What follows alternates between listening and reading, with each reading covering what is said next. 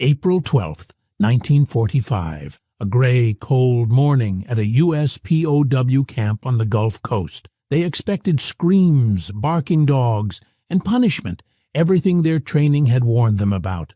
Instead, they smelled stew, warm, rich, impossible in a world built on fear and hunger.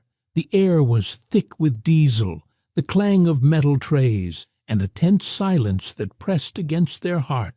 Women who had been taught that surrender meant shame now shuffled into a bright mess hall, hands trembling. A bowl of meat and potatoes waited for them, food that could fill more than their empty stomachs. Some cried, some ate slowly, unable to believe it. They came as enemies, symbols of a defeated army. They left that table questioning everything they had been taught about honor and mercy. This was real life, not propaganda, and it would change them forever. If you want to hear the full story of how mercy and food shattered a lifetime of fear, make sure to subscribe, like this video, and watch till the very end. August 1945. The war in Europe had ended, but for thousands of captured Germans, the war inside them had not. When the U.S. Army trucks rolled into the Mississippi camp that morning, their cargo was not weapons, not ammunition, but women in gray uniforms, nurses, clerks, and auxiliaries from the Luftwaffe and Wehrmacht captured in France and North Africa. Some were barely 20, others had husbands still missing on the Eastern Front. As the trucks slowed near the gates, the women fell silent. The tall wire fences shimmered in the heat. A wooden sign read, U.S. Army Internment Camp. They could smell diesel and dust. From inside came voices speaking English, the metallic rhythm of hammers, and, faintly, the smell of food. Most of them had not eaten properly in days. Inside the truck, someone whispered, "They say Americans hate us." Another replied softly, "They say they shoot prisoners." Those were the rumors they had grown up with. For years, German propaganda had painted America as a land of greed and chaos, a place where women were shameless and prisoners were treated worse than animals. Posters had shown blonde soldiers beaten and mocked by grinning Allied guards. They had believed it. Now, as the truck doors opened, those images clung to their minds like shadows. The women climbed down slowly, clutching what little they owned. A small bundle of clothes, a photo, a rosary. One nurse from Hamburg, Ingrid Weber, later wrote in her diary, "We stepped onto American soil with shaking knees. I expected to be spat on, but instead of rage, there was order." U.S. soldiers stood in clean uniforms, their rifles slung loosely. One young sergeant, barely older than the women, motioned with his hand and said, "Line up, please." The word please surprised them. It was not shouted. It was spoken. Each prisoner was searched gently and given a tag, POW-W-314, POW-W-315, and so on. Their names were written on a ledger. A medic checked their temperature. Another noted down illnesses. When a woman fainted from heat, 2 American nurses ran forward, fanning her and offering water. The German women watched, confused. In their minds, enemies were supposed to be cruel. These Americans, with their calm eyes and steady voices, did not fit the story. They were then taken to a long wooden building. Inside, cots stood in neat rows, each with a folded wool blanket and a bar of soap. On one wall hung a poster showing camp rules under the Geneva Convention, translated into German. It said clearly, "Prisoners of war will receive medical care, food, clothing, and humane treatment." The women stared at that sign. One of them murmured, "This cannot be real." Outside, the Mississippi sun was blazing. Guards handed out tin cups of cold water and slices of white bread. For many, it was the first time they had seen white bread since 1943. In Germany, rations had shrunk to 1,000 calories a day. Bread was dark and mixed with sawdust flour. Here, the bread was soft, the crust golden. It tasted foreign, and kind. As the women ate, the guard towers stood watch but quiet. There were no dogs, no shouting, no humiliation, just the hum of cicadas and the clatter of metal trays from the distant mess hall. Later that evening, as the sun sank behind the pines, they were counted again. One American lieutenant told them through an interpreter, "You are prisoners of war. You will be treated according to law. You are safe here, safe." It was a word they had almost forgotten. That night, Ingrid lay awake staring at the wooden ceiling. The cot creaked beneath her. The smell of disinfectant and soap filled the air. Outside, she could hear faint laughter from the American barracks, men talking about baseball, about home, about girls waiting for them. She whispered to the woman beside her, "They sound like us." The woman nodded silently, and for the first time since surrendering, Ingrid felt something strange inside her. Not fear, but curiosity. These were the enemy, yet they behaved like decent men. In her small diary, she wrote one line before falling asleep. If this is captivity, what was freedom? But this was only the beginning. The next morning, the gates would open to a new kind of shock, one that would change everything they believed about their conquerors and about themselves. Morning came with the sound of boots on gravel and the low hum of engines. The women lined up outside the barracks, squinting against the bright southern sun. The air smelled of pine, damp wood, and something cooking, maybe coffee. It was quiet, too quiet for a prison camp. No shouting, no barking orders, only a steady rhythm of footsteps and the distant clang of metal trays. An American sergeant walked past, holding a clipboard. He nodded politely and said, "Good morning," in English. The women stood stiff, unsure if it was a test. A few whispered back, "Guten Morgen," but their voices barely rose above the breeze. Each woman went through registration again. A short interview, a photograph, a fingerprint. They were asked their names, birthplaces, and wartime roles. A translator, a soft-spoken man from Chicago who spoke German, helped the process. He smiled as he spoke. "Don't worry," he said. "You'll get food soon." That word again, food. It sounded almost unbelievable. Back home, rations had run out. Many of them had survived on turnip soup and old bread crusts. Here in the enemy's camp, the air already smelled like stew. After registration, the guards led them toward the mess area. The camp itself looked more like a small town than a prison. Neatly painted huts, vegetable gardens, laundry lines, even a wooden chapel. American soldiers worked side by side with prisoners, hammering fences, stacking crates, carrying buckets of water. Ingrid noticed one detail that confused her deeply. Everywhere she looked, there were smiles, not mockery, just calm, ordinary smiles. The guards were young, boys from Kansas, Ohio, and Texas, who seemed more curious than hateful. As they passed by the kitchen, a large man in a white apron looked out. His name tag said Henderson. He waved his ladle and joked, "Don't worry, ladies, we don't bite." The interpreter translated.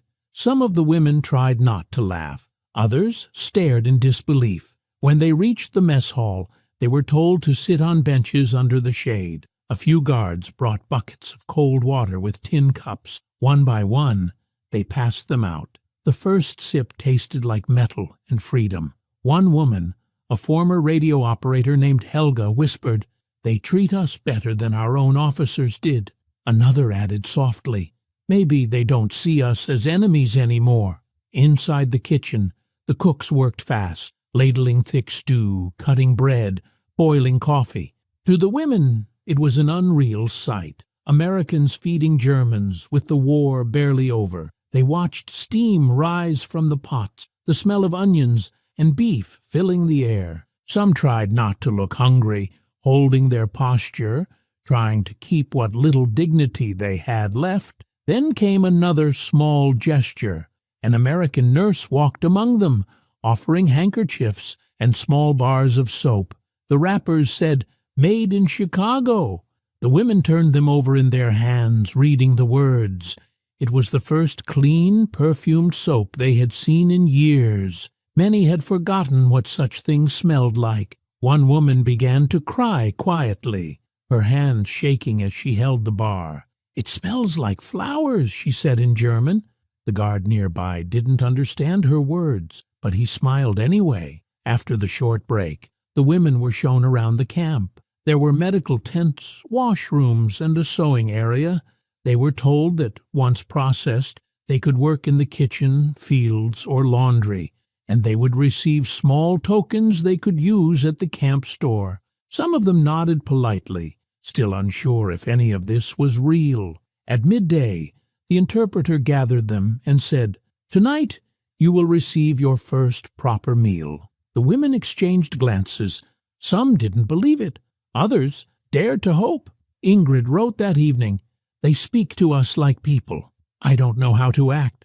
We were told to expect hatred, but instead we are given water, food, and kindness. It feels wrong to accept it, but I cannot refuse." The camp quieted after sunset. A soft rain began to fall, tapping against the tin roofs. The guards walked their rounds with flashlights, their beams cutting through the mist. From the kitchen came the smell of something cooking, potatoes, meat, and maybe bread. Tomorrow would bring the moment that none of them could have imagined. The first true meal served by the very men they once called the enemy. And for many, that moment would change them forever. Weeks earlier, before the camp, their journey had begun across the ocean. The war was ending in Europe, but ships still carried thousands of German prisoners toward America. For many, it was the longest, strangest trip of their lives.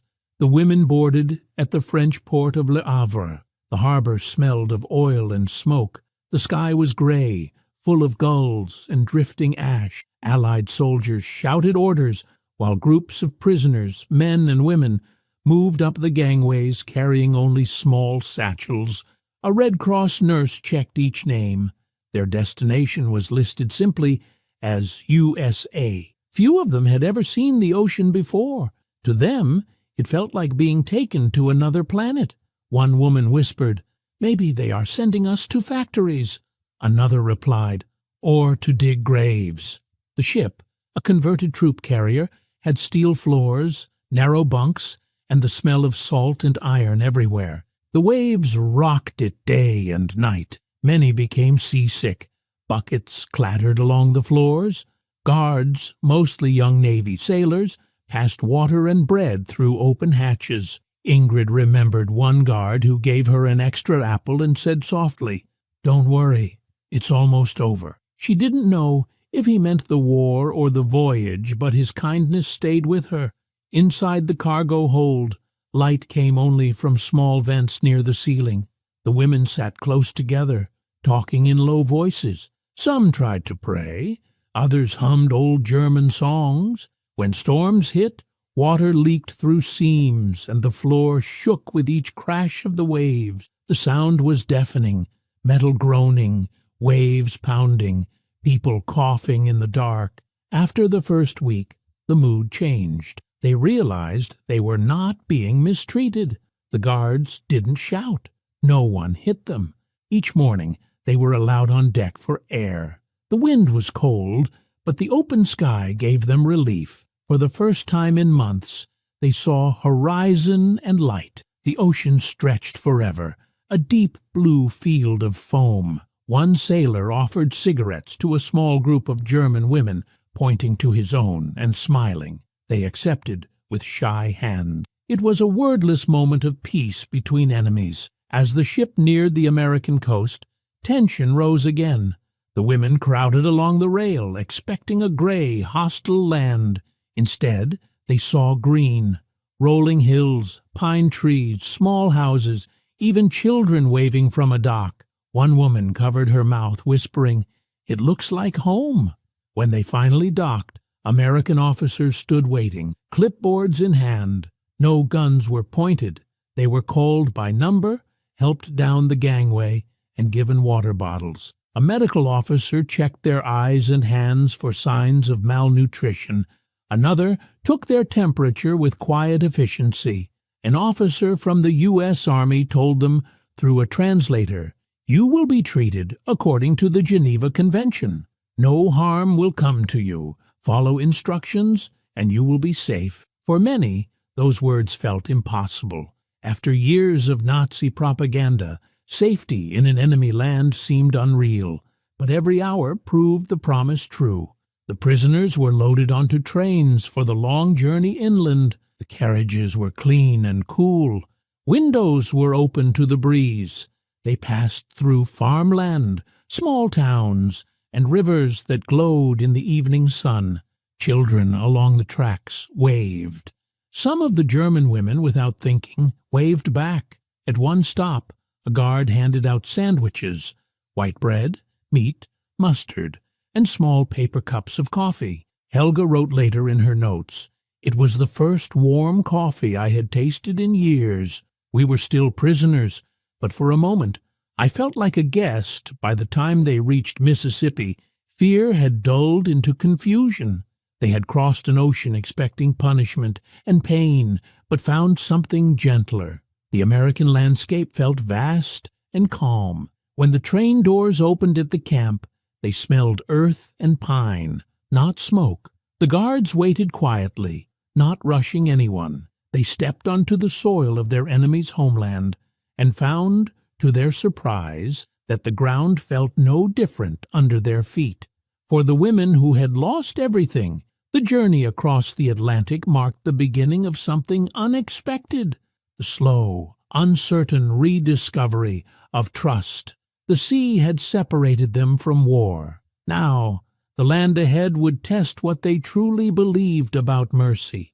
The next morning began with a whistle, not of warning, but of breakfast. The women stood outside the barracks, still unsure if they had heard correctly. Guards waved them toward the large wooden building at the center of the camp, the mess hall. Sunlight glinted on the tin roof. The smell drifting from inside was rich and unfamiliar. Beef, onions, and something buttery. Inside, rows of long tables stretched from wall to wall. Metal trays were stacked neatly beside them. American soldiers stood behind counters, ladles in hand. The noise was calm, dishes clinking, voices low, steam rising from pots. The German women entered slowly, still expecting a trick or humiliation. One guard, a young man from Ohio, nodded to the first woman in line. "Step forward, ma'am." The translator repeated his words in German. The woman hesitated, then stepped forward. She was handed a tray, heavy, warm from the steam, and then a ladle dipped deep into a pot of thick beef stew. Potatoes, carrots, and small pieces of meat filled her plate. A slice of white bread followed, then a spoonful of something sweet, applesauce. The woman stared at it for several seconds before whispering, "Is this for us?" The translator nodded. "Yes, eat around her." Others moved through the line in silence. Each received the same: stew, bread, coffee. The smell filled the air, thick and comforting. It was the smell of home, not war. They sat together at one long table. The first spoonful went down slowly, as if they were afraid it might be taken away. Then another, then another. The taste hit them like memory, warm, salty, full of life. Ingrid wrote later, "I took one bite, and the tears came without warning. I had forgotten how food could taste like kindness." One by one, others broke down too. Some wept quietly into their sleeves. Others laughed nervously, not knowing how to handle the flood of feeling. A guard nearby watched them in silence. He turned to another soldier and said, "They're crying over stew." The other replied softly, "Wouldn't you?" In the corner, the camp cook, a large man named Henderson, wiped his hands on his apron and watched. He had spent weeks cooking for American troops who complained about everything. Now, for the first time, someone was grateful. He walked to the table, leaned down, and said through the translator, "There's more if you want." A few of the women nodded quickly.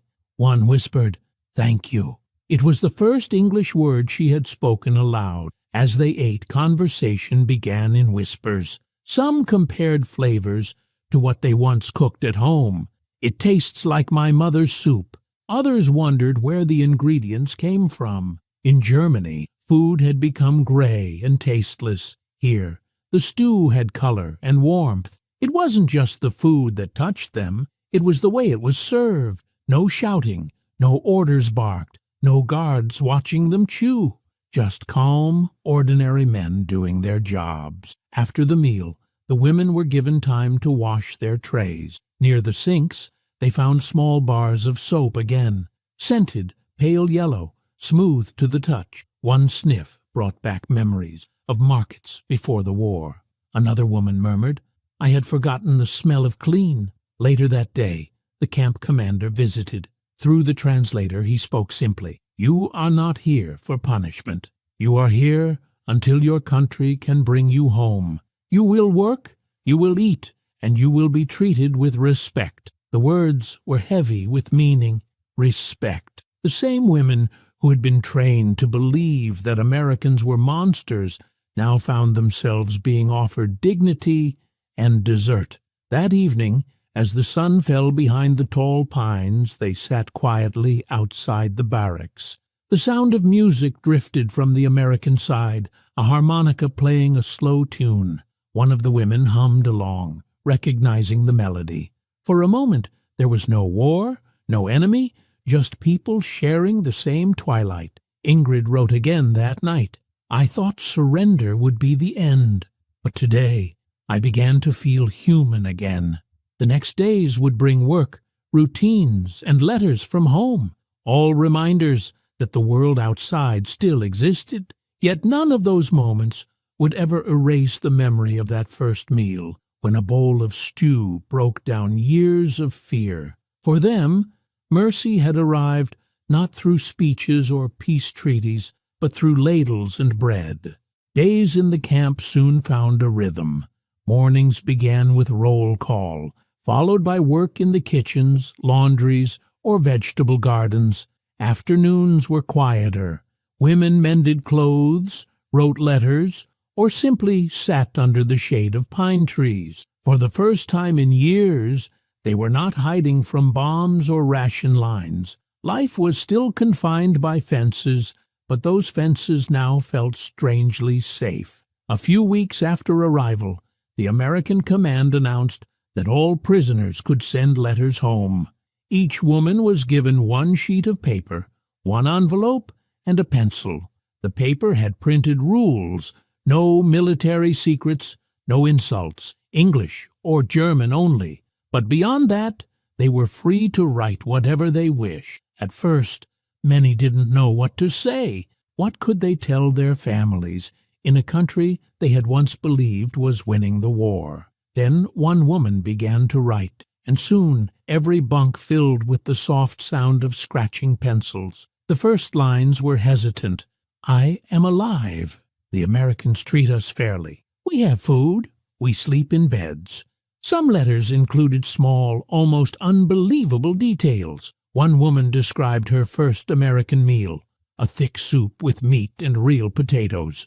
Another mentioned the soft white bread, so fresh I could smell the butter. These words would travel across the ocean, through censors, into the hands of families still surrounded by ruin. For those who received them, it was like reading from another world, one where former enemies were being fed and treated kindly. Inside the camp, the act of writing itself changed the women. For years, their words had been filled with slogans and fear. Now they were free to write about ordinary things: the sound of the wind, the color of the soup, the way the guards sometimes smiled. The letters were small windows into a new kind of life, one that still seemed unreal. A young woman named Margaret wrote in her diary, "I never thought I'd use the word thankful again. But today, as I wrote to my mother, I found myself writing those very words. Even the guards noticed the change. At first, they had been careful, distant, unsure how to treat their female prisoners. But as the weeks passed, their interaction softened. Some helped translate letters or explained English words. Others slipped extra stamps or paper to those who wanted to write again. It was not friendship, not yet, but it was understanding. The camp's postal office recorded nearly 200 letters in the first month. Each one passed through military censors who cut out forbidden lines with neat scissors. The rest were stamped and shipped through neutral countries to Germany. One American officer later recalled, "We thought we were just handling mail.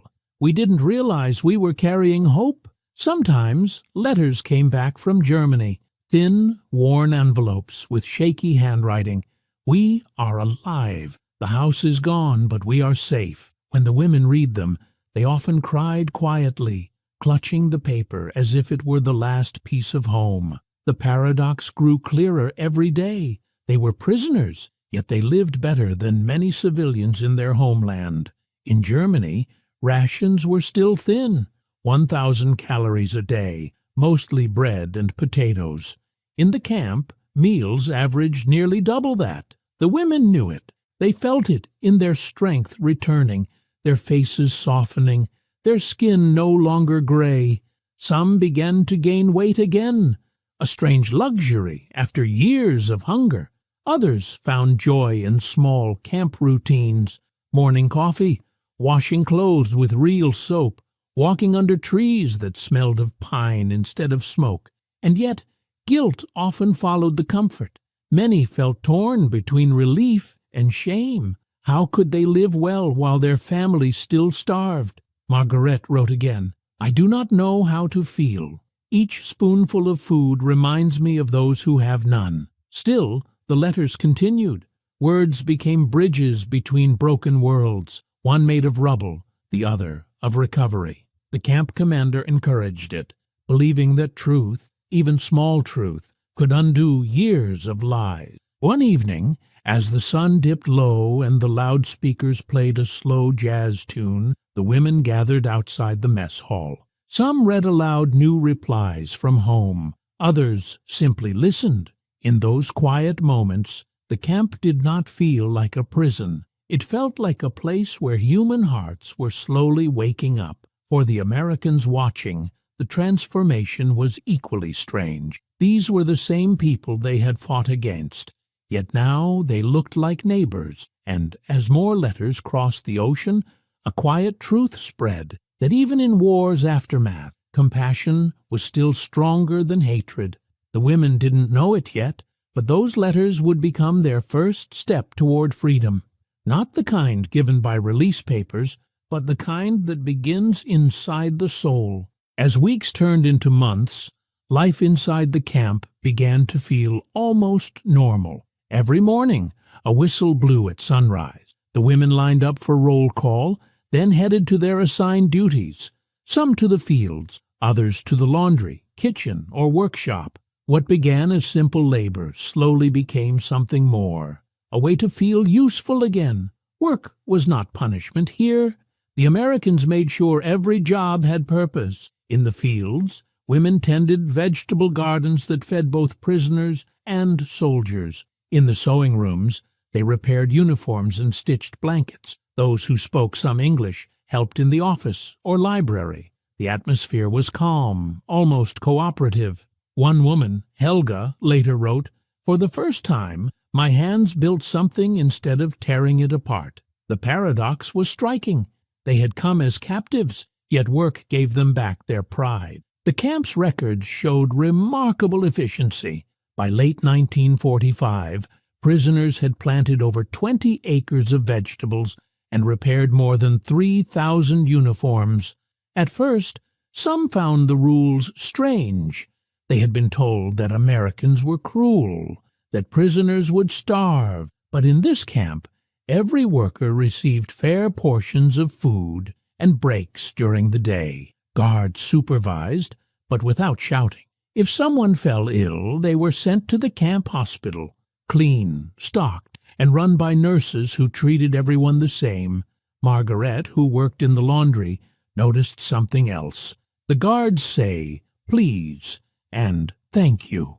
No German officer ever said that to us. Every sound in the camp told a story. The hum of sewing machines, the splash of water in wash tubs, the rhythmic digging in the gardens. all replaced the noise of sirens and explosions they once knew. For the first time in years, there was peace in their daily rhythm. Some of the American officers encouraged education. They opened small classes for English, basic math, and even history. A few women joined, curious about the language of their former enemies. Soon, they began to read American magazines and newspapers left behind by soldiers. They saw photographs of cities untouched by bombing, shops filled with goods, children eating ice cream, families smiling freely. For many, it was the first time they truly understood how different life in America was from what Nazi propaganda had shown them. One article described American women working in factories and voting in elections. It shocked them. Back home, they had been told women's only duty was to serve men and raise children for the Führer. Helga remembered reading that article. We were taught that American women were weak and lazy, but here they stood beside men, building planes and ships. I realized how much we had been lied to. The more they learned, the more their beliefs began to crumble. Some felt angry for being deceived so completely. Others felt relief that a different kind of world existed. The Americans, too, noticed the change. One sergeant wrote home, "You can see it in their eyes." They're learning that kindness isn't weakness. The camp even held small Sunday gatherings. There was no pressure to attend, but many came just to listen to music or watch short films shown by the Red Cross. One film, about rebuilding Europe, showed people of different nations working together. When the lights came back on, the women sat in silence.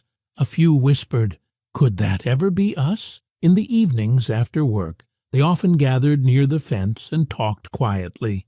They shared stories of homes lost, brothers missing, and cities destroyed. But slowly, the tone changed. Less bitterness, more reflection. They began to see that the enemy was not the people across the ocean, but the ideas that had blinded them. One night, Ingrid summed it up simply. "We were proud of being Germans, but here we are learning to be human." By late 1945, inspectors from the International Red Cross visited the camp. They noted excellent hygiene, fair food, and humane treatment. To the women, this was more than a report. It was proof that decency could survive even after the worst war in history. Their hands were still rough from work, their uniforms still marked with the black PW letters. Yet, inside, something was healing. Each task, each meal, each polite word from a guard chipped away at the hatred they had been taught. They no longer counted days until release. They began counting small blessings, the taste of fresh bread, the sound of laughter in the mess hall, the feeling of waking up unafraid. And although none of them said it aloud, many began to wonder if their families could see how they lived now, would they still believe the same things they once did? That question lingered quietly, like a seed waiting for spring. Winter came to the camp quietly. Snow gathered on the roofs, softening the fences and guard towers. The air smelled of pine smoke and warm soup. Inside the barracks, the women sat close to the stoves, writing letters, mending clothes, or talking about life before the war. The walls that once divided prisoners and guards were slowly fading, not the fences, but the ones inside the heart. By now, everyone in the camp had fallen into routine. Work, meals, letters, and rest. Yet something deeper was happening. The women were beginning to see their guards not as conquerors, but as people, and many of the Americans, still young and homesick, began to see the women as something more than enemy prisoners. It started with small moments. One cold morning, a guard named Frank offered his gloves to a woman shivering during roll call. Another time, the cook shared extra bread when he saw a prisoner coughing. No speeches, no ceremonies, just simple human gestures. Ingrid later wrote, "I could not understand why the men we feared the most were now the ones showing us kindness." During work breaks, guards sometimes talked about home, farms in Kansas, families in Texas, small towns covered in snow.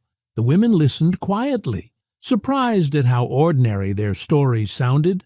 It was not so different from their own. Mothers waiting, brothers lost, homes destroyed. Some guards brought books or magazines for the women to read. One was a Life magazine with pictures of the end of the war, destroyed German cities, starving civilians, and piles of rubble where homes once stood. The women stared at the pages in silence. For the first time, they saw what had truly happened to their country. One whispered, "They told us we were winning until the very end." Another added softly, "We were blind." The paradox was painful. They had been soldiers of a cause that promised greatness, and now they were learning that their enemy had shown them the humanity their own leaders had taken away. The Red Cross soon arranged small cultural exchanges inside the camp. American musicians visited to play songs. The women sang German folk tunes in return. One evening, an American soldier played Silent Night on his harmonica. When the women quietly joined in, singing in their language, the Americans in theirs, the whole camp fell silent. Two sides of a war singing the same song. A sergeant later said, "For a few minutes, it felt like the world had stopped fighting." Education classes also grew.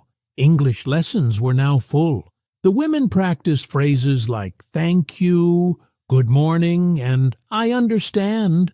They laughed when their accents came out wrong, and the teachers laughed with them. Small victories built trust. The camp chaplain, who often visited, noticed the change too. In his report he wrote, "These women came here full of fear. They will leave with faith, not in God alone, but in humanity." Some of the women even began helping to teach others, reading letters aloud for those who couldn't read, translating notes between guards and prisoners. It gave them a new sense of purpose, but not everyone felt peace right away. A few still carried bitterness and shame. One evening, Margaret said quietly, "I cannot forgive myself. My brother died in this war. How can I sit here and eat well while he lies in the snow?" Her friend replied, "Because if we don't learn from this, then his death means nothing." It was an honest exchange, one that showed how deeply the war still lived inside them. Forgiveness was not easy. It came slowly, like spring after a long winter. Even the Americans struggled. Some guards had lost friends in Europe. Some had fought in battles where German soldiers killed men they knew.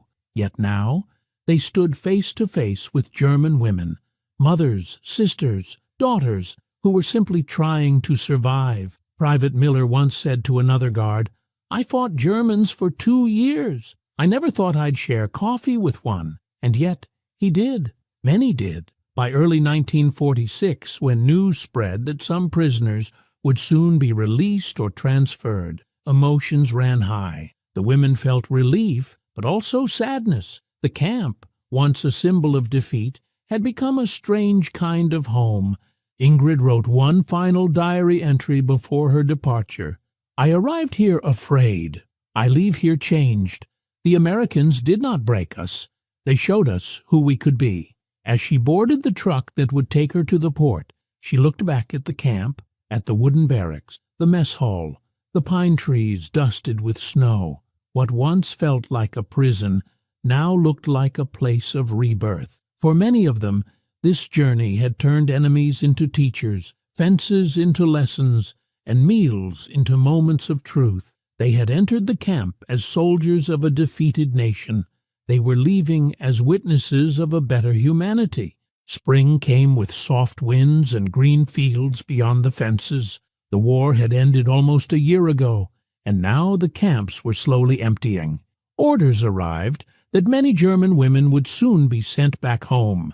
The news spread quietly at first, a few whispers, then smiles, then tears. Some cried from joy, others from fear. Joy because they would see their families again.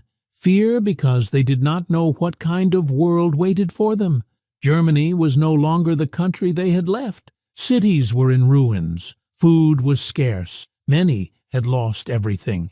Ingrid wrote in her notebook, "We are going home, but I do not know what home means anymore." The final weeks in the camp were filled with mixed feelings. The women cleaned their barracks, folded their few belongings, and returned books and uniforms. The Americans arranged transport trucks to take them to ships bound for Europe.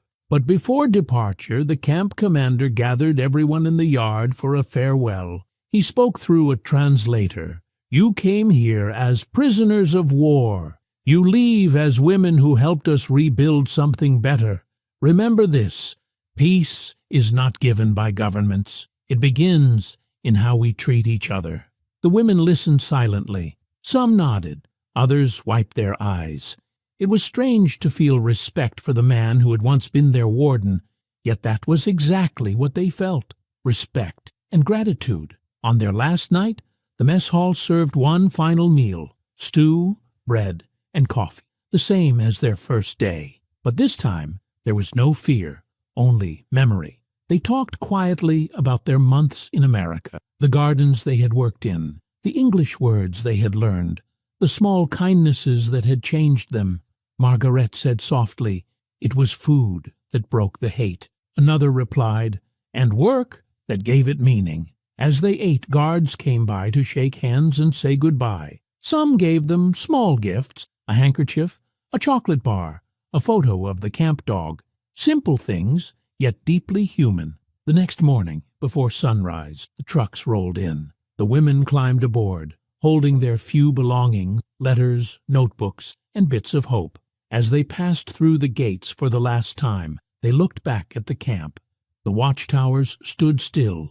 The American flag moved gently in the wind. Ingrid later described that moment. The fence, that once felt like a prison, now looked like protection. I realized it had not trapped me. It had saved what was left of my humanity. Their journey home took weeks. Across the Atlantic, they stared at endless water and thought about what waited ahead. Many wondered if people back home would believe their stories. Could they tell them that the enemy had fed them, taught them, treated them with care? Would anyone understand? When they reached Germany, reality hit hard. Towns were still ruins. Streets were filled with hungry children and homeless families. Some women walked for days to find relatives. Others learned their families were gone. Yet, even in that despair, they carried something different inside, a quiet strength they had learned in America. They wrote letters again, this time not from prison, but from freedom. Ingrid wrote, "I saw the face of mercy in a place I expected to find hate. I will never forget that many tried to rebuild their lives. Some became teachers or nurses. Others worked in aid offices helping war widows and orphans. A few even returned to the United States years later as immigrants, remembering the land that had treated them with unexpected compassion. Historians later studied their experiences and called it a quiet victory, not of weapons, but of ideals. The U.S. had followed the Geneva Conventions closely, feeding and sheltering prisoners even when supplies were tight. More than 400,000 German POWs had been held in America, including several thousand women. Nearly all returned home alive, many with changed hearts. What the Nazis had tried to destroy through lies, the idea of shared humanity, was quietly rebuilt inside those fenced camps. The paradox was complete. They came to America as symbols of defeat. They left as witnesses of freedom. Margaret summed it up best years later. "We were told the enemy would break us. Instead, they taught us how to live again." As the story of these women faded into history, one truth remained clear. America's greatest weapon had not been its bombs or armies. It had been its decency. In the end, a warm meal, a kind word, and fair treatment had done what war could not. They turned enemies into human beings again. And as Ingrid once wrote in her final line, "When I tasted that first spoon of stew, I thought it was only food. Now I know. It was forgiveness